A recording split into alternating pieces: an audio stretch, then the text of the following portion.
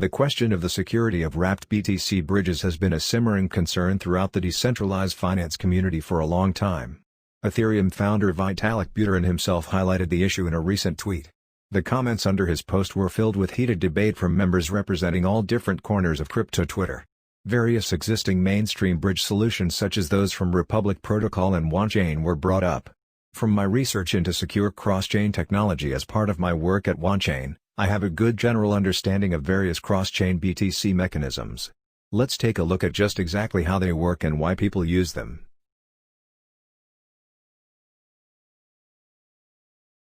The simplest and most straightforward understanding of Bitcoin cross-chain bridges is that a user transfers real Bitcoin to an address on the Bitcoin blockchain where it is locked. After this address receives the real Bitcoin, it will mint a fake 𝙏𝙼𝙬 BTC on Ethereum. This type of token is known as a mapping token or a wrap token, and is freely usable as a representation of BTC on Ethereum.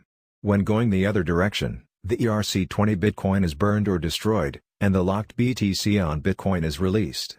𝙏𝙼𝙬 based BTC tokens minted on Ethereum are prefixed with a symbol to indicate the protocol or organization behind the cross-chain bridge. For example, WAN BTC, RAIN BTC, SBTC, Wrapped BTC, DBTC. The general process for moving BTC from its own native Bitcoin blockchain and back again is described by this simple two-step process. 1. Sending BTC from Bitcoin to Ethereum, known as a lock and mint. 2. Sending BTC from Ethereum back to Bitcoin, known as burn and release.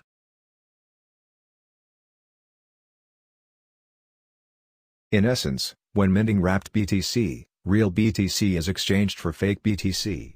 Some might ask, why would I want to use fake BTC? It comes down to technical requirements.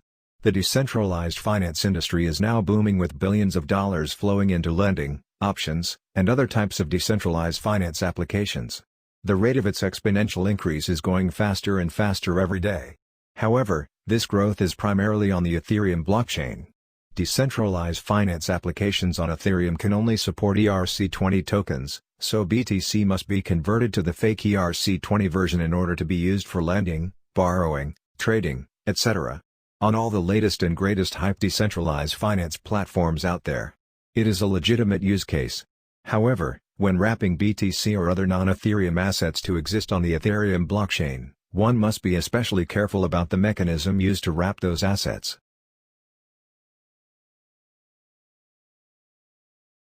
Now that we understand how wrapped BTC works and why people use it, let's take a look at the potential dangers associated with this process. The fundamental danger with all wrapped BTC is the possibility that the real BTC on the Bitcoin blockchain could be unlocked and released to someone else, and leave token holders of the fake 𝙏𝙼𝙬 BTC holding the bag. With the real BTC that token was supposed to be used to redeem for now gone.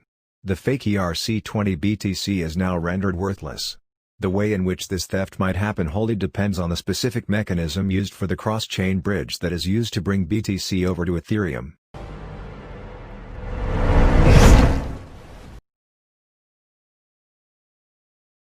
With a custodial bridge, the address which BTC is sent to on Bitcoin is simply the address of an organization that promises that they will mint the 𝙏𝙼𝙬 BTC for you on Ethereum. In this solution, the person or organization managing the bridge must be trusted to hold the real BTC and not run away with it. The most prominent example of this model is the widely used 𝙏𝙼𝙬 WBTC, which is solely and entirely backed by BitGo. Of course, in the world of blockchain and decentralized finance, many prefer decentralized, non-custodial solutions. Decentralized solutions are preferred and considered safer as they negate the need of a trusted third party, as is the case with BitGo in the wrapped BTC model, and rather are directly managed by immutable smart contract logic. A few of the key technologies powering such solutions are secure multi-party computation and the related technology of threshold signature schemes. Multi-party computation is a cryptographic technique that allows for multiple participants to perform operations on a number of inputs without any participant revealing their own input to the group. Threshold signature schemes, TSS, is a related cryptographic technique which allows for the multi-party computation process to be completed as long as a certain threshold of participants joins the process. For example, with 21 multi-party computation participants and a threshold signature schemes of 15, as long as 15 or more of the participants join the process, the calculations will be performed successfully.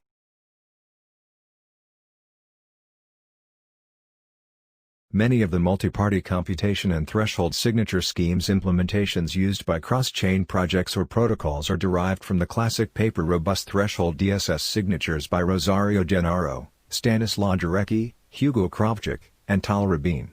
Published in 1996. Unfortunately, the principles described in this paper are often used directly by cross-chain projects without modification or innovation in their implementations of multi-party computation and threshold signature schemes. OneChain introduced its implementation of multi-party computation and threshold signature schemes in its first cross-chain bridge between BTC and OneChain all the way back in 2017. Our implementation of it drew heavily from the 1996 Gennaro paper, while also introducing an innovative algorithm which reduces the number of interactions in the multi-party computation calculation process.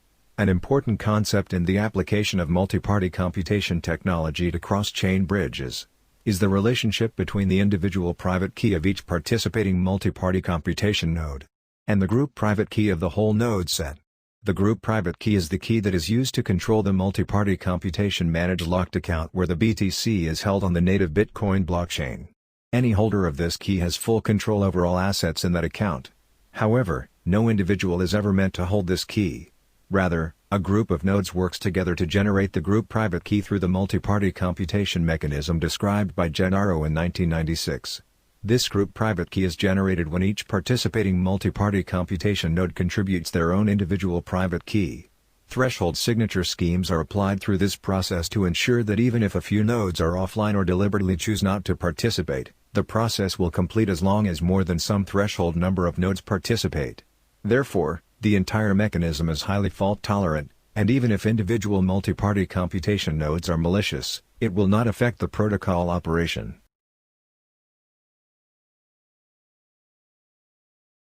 Multi-party computation allows for a group of nodes to operate a locked BTC account without any individual node holding the private key themselves. There still exists the possibility that the threshold number of MPC participants may collude to work together in order to steal the locked BTC.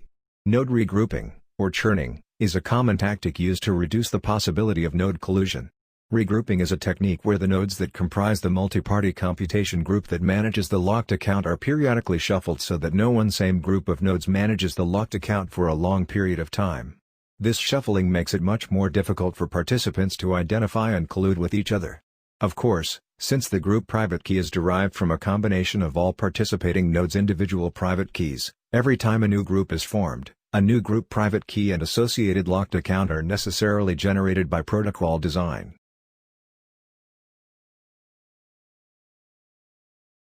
Let's take a look at how the increasingly popular BTC uses multi-party computation and threshold signature schemes in their cross-chain bridge. According to their technical white paper, their approach is also based on the aforementioned Robust Threshold DSS Signatures paper. On their website and official documentation, they emphasize that the management of cross-chain BTC accounts is done by a group of dark nodes using multi-party computation and threshold signature schemes, specifically, Shamir's secret sharing, and the members of this group of dark nodes are periodically regrouped. Paradoxically, we found that the Bitcoin address provided by BTC that users transfer their real BTC for locking has not changed since the first day it went online. The process to generate BTC is as follows. First, the user transfers BTC to a one-time address. Then, from that one-time address, the user sends their BTC to the locked account. However, that locked account has never changed. As you can see, it is a honeypot of nearly 12,000 BTC. According to Gennaro's logic, if the account address is really generated by multi-party computation, and the dark nodes involved in account management really churn, then the account address must also be updated periodically. That's how multi-party computation works.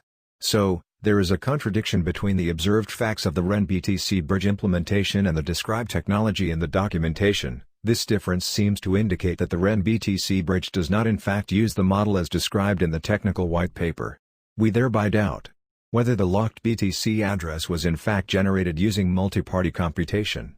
After a review of the code on GitHub and various technical documents, we were unable to find an explanation for this apparent contradiction. We present these concerns about the implementation of BTC because there are now nearly $100 million of BTC in what could potentially be a centralized storage locker.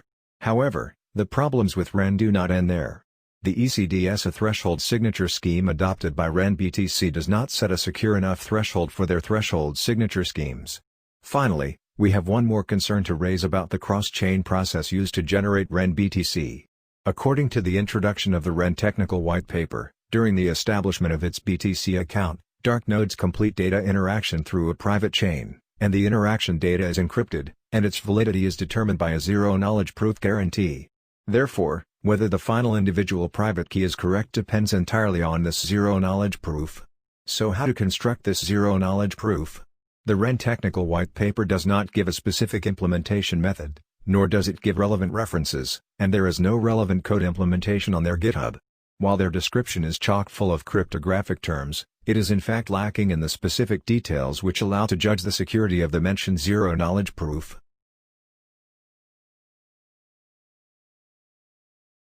This year, especially in the last couple of months, the decentralized finance phenomena has grown into a massive movement.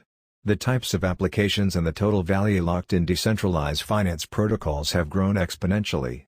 Although some may cry bubble, the eye-watering valuations are actually being driven by truly innovative products, and not just empty promises. However, as decentralized finance business applications flourish, core blockchain technologies, such as secure and decentralized cross-chain technology, have kept pace.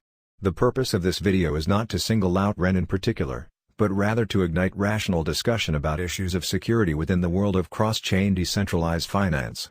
First, what level of compromise between the products described in a white paper and the actual implementation is acceptable? Second, for projects such as REN that have not yet revealed their source code, what level of detail should we demand in their documentation? Are general references to engineering approaches acceptable, or should we demand specific implementation details?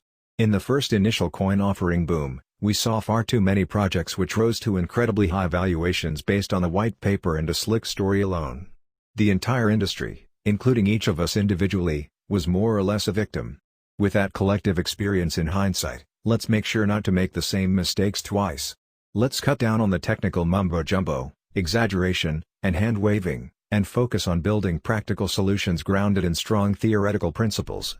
OneChain's decentralized and trustless REN BTC is scheduled to launch on Ethereum in Q3, Q4 of this year, and we welcome the community's evaluation of it.